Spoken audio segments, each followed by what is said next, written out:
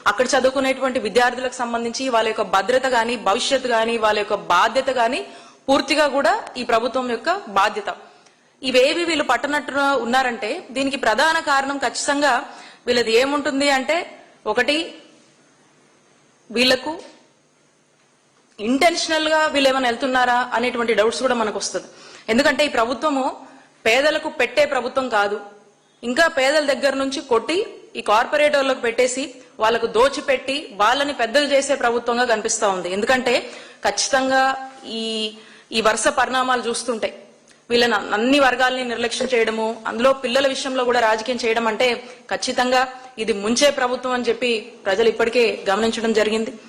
అలాగే ఈ హాస్టల్స్ విద్యార్థులకు సంబంధించి ఏదైతే ఈ కొన్ని మనకు ఎన్సీపీసీఆర్ కొన్ని గైడ్ లైన్స్ ఇస్తుంది. మరి ఇప్పుడు మనం చూసినట్టయితే రీసెంట్ టైమ్స్ లో సాక్షాత్తు హైకోర్టే ఈ ప్రభుత్వాన్ని ఈ ఎన్సీపీసీఆర్ ఏం చెప్తుందో ఆ చెక్ లిస్ట్ ని ఇంప్లిమెంట్ చేయమని చెప్పి మరి కోర్టు మొట్టికాయలు వేస్తూనే ఉంది. పిల్లలకు తాగునీరు ఎప్పుడు ఇస్తారు అని చెప్పి మరి హైకోర్టే అడుగుతున్నటువంటి పరిస్థితి. ఎన్సీపీసీఆర్ ఫస్ట్ ఈ ఎన్సీపీసీఆర్ మనం చూస్తే జనరల్ గా కూడా ఏ ప్రభుత్వం అయినా కూడా ఈ ఎన్సీపీసీఆర్ లో కొన్ని చెక్ లిస్ట్ గైడ్ లైన్స్ ఉంటుంది. ఈ ఎన్సీపీసీఆర్ ఏం చెప్తుందంటే సేఫ్ అండ్ సెక్యూర్ ఎన్వైరన్మెంట్ అనేది కల్పించాలి హాస్టల్స్, వెల్ఫేర్ హాస్టల్స్ అన్నిట్లో కూడా.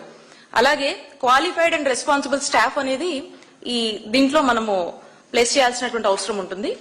ఆ లివింగ్ కండిషన్స్, అంబియన్స్, హైజీన్ వాతావరణము ఆ వెల్ఫేర్ హాస్టల్స్ లో మెయింటైన్ చేయాలని చెప్పేసి ఈ ఎన్సీపీసీఆర్ రిపోర్ట్ చెప్తా ఉంది. అలాగే న్యూట్రిషన్ అండ్ హెల్త్ గురించి ఎలా న్యూట్రిషియస్ మీల్స్ ఇవ్వాలి, రొటీన్ హెల్త్ చెకప్స్ అన్ని ఉండాలి, వాళ్ళకి సంబంధించి ఏదైనా బేసిక్ మెడిసిన్ అంతా కూడా యాక్సెసిబుల్ లో ఉండాలని చెప్పి కూడా చెప్తుంది. అలాగే మెంటల్ హెల్త్ కి సంబంధించి కౌన్సిలింగ్, పిల్లలకు సంబంధించినటువంటి కౌన్సిలింగ్, వాళ్ళకి ఏదైనా ఇష్యూస్ ఉంటే కూడా దాని మీద ఇమీడియట్ గా అన్ని రకాల కౌన్సిలింగ్ అంతా కూడా అండగా ఉండాలని కూడా చెప్తుంది.